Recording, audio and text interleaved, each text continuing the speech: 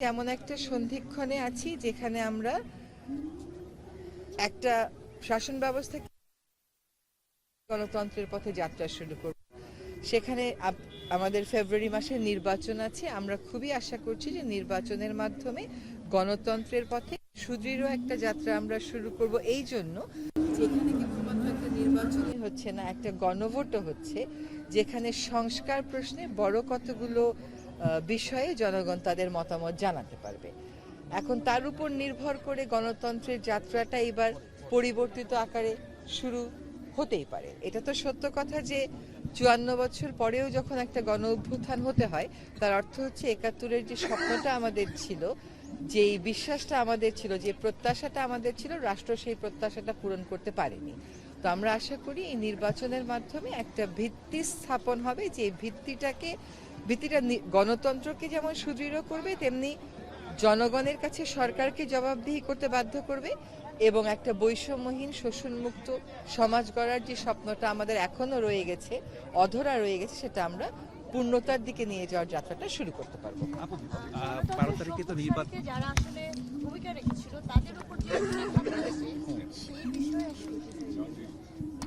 বাংলাদেশের রাজনীতিতে এটা একটা খুবই দুঃখজনক বিষয় যে আমাদের প্রতিটি ঘাত অনেক সময় দেখা যায় যে আমরা যুক্তি দিয়ে তর্ক দিয়ে না করে এই হত্যার চেষ্টাটাকে একটা অস্ত্র হিসেবে গ্রহণ করি।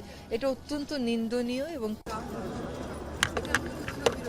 আপনার যদি শক্তি থাকে আপনি জনগণকে ফেস করেন, এবং জনগণকে ফেস কেমন করে করতে হয় একটা গণতান্ত্রিক রাষ্ট্রে, তো সেটা সকলেই জানে, সেটা সকলের কাছে স্পষ্ট। সেটা না করে প্রতিপক্ষকে ঘায়েল করার এই যে একটা রাজনৈতিক সংস্কৃতি চলে এসছে, এটা কোনোভাবেই নতুন বাংলাদেশে আর গ্রহণ করার তো কোনো সুযোগ দেখতে পাচ্ছি না। অন্তর্বর্তী সরকার কি কোনোভাবে এই যে গণঅভ্যুত্থানের সমস্যারে যারা তাদের উপর যে জীবনের হুমকি আসছে সেটা তাদের কি নিরাপত্তা দিতে ব্যর্থ? আমি একটা টেন্ডেন্সি খুব দেখি যে আপনারা ব্যর্থ কিনা, আপনারা সফল কিনা। একটা ১-১.৫ বছরের সরকারের ব্যর্থ আর সফলতার গল্পটা একটু অন্যভাবে বিচার করতে হবে। এই জন্য যে আমরা যখন রাষ্ট্র পরিচালনার দায়িত্বটা নিয়েছিলাম, তখন একেবারে ভেঙে পড়া একটা অবস্থা থেকে আমরা কাজটা শুরু করেছি। সেই ভেঙে পড়া অবস্থাটাকে জোড়া লাগিয়ে রাষ্ট্রটাকে আবার একটা যাত্রার দিকে নিয়ে যাওয়াই ছিল আমাদের কাজ। আমরা সেই কাজটা করেছি। সেখানে আমি নিজেকে এই সরকারকে ব্যর্থ বা সফল কোনোটা বলারই কোনো সুযোগ দেখতে পাচ্ছি না। এই সরকার তখনই সফল হবে যখন দেখা যাবে যে উদ্দেশ্য নিয়ে এই সরকারের যাত্রাটা একটা সুষ্ঠু নির্বাচন, বিচার করা এবং সংস্কার করা, সেগুলো কাজ শেষ পর্যন্ত গিয়ে আমরা সফল হব। আর একটা কথা হচ্ছে যে নিরাপত্তা দেয়ার যতটুকুন স্বাভাবিক প্রস্তুতি থাকে, সবটুকুন স্বাভাবিক প্রস্তুতি আমাদের আছে। কিন্তু এখন দেখা যাচ্ছে সাম্প্রতিক সময়ের আঘাতটা দিয়ে যে স্বাভাবিক প্রস্তুতির চাইতেও বেশি কিছু আমাদেরকে নিতে হবে, কারণ প্রতিপক্ষ আরও বেশি সংগঠিত এবং সে পিছন দিক থেকে আঘাত করছে। এই যে পিছন দিক থেকে আঘাত, এটার বিপরীতে আমাদেরকে আরও বেশি ব্যবস্থা গ্রহণ করতে হবে, এবং গ্রহণ করছি। আমরা নিরাপত্তা আরও জোরদার করছি। ১২ তারিখে তো নির্বাচনটি হবে, নির্বাচনটি আসলে কিরকম হবে এবং নির্বাচনে আইন শৃঙ্খলার পরিস্থিতিটা কিরকম থাকবে? আমাদের প্রচেষ্টা হচ্ছে সুষ্ঠু একটা নির্বাচন হবে। আমাদের প্রচেষ্টা হচ্ছে স্বতঃস্ফূর্তভাবে লোকে ভোট দিতে পারবে। আমাদের প্রচেষ্টা হচ্ছে শান্তিপূর্ণভাবে লোকে ভোট দিতে পারবে। এখন এইটাকে ব্যাহত করার জন্য তো একটা শক্তি সমাজে কাজ করছে। সেই শক্তিটাকেও একই সাথে আমাদেরকে প্রতিহত করতে হচ্ছে, এবং একই সাথে আমাদেরকে একটা প্রতিরোধ গড়ে তুলতে হচ্ছে।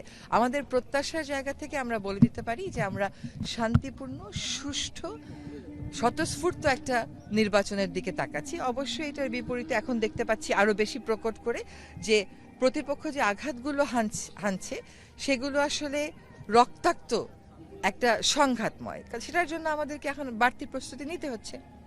কিন্তু একটা কথা বলার দরকার জনগণের উদ্দেশ্যে, যে আমাদেরকে জনগণকে ভীত করে ফেলার একটা প্রচেষ্টা চলছে। সরকারের দায়িত্ব হচ্ছে জনগণকে আশ্বস্ত করা, যাতে করে জনগণের মধ্যে ওই ভয়ের সংক্রমণটা না হয়। আমরা আমাদের জায়গা থেকে সাধ্য মতন সেই চেষ্টা করে যাচ্ছি।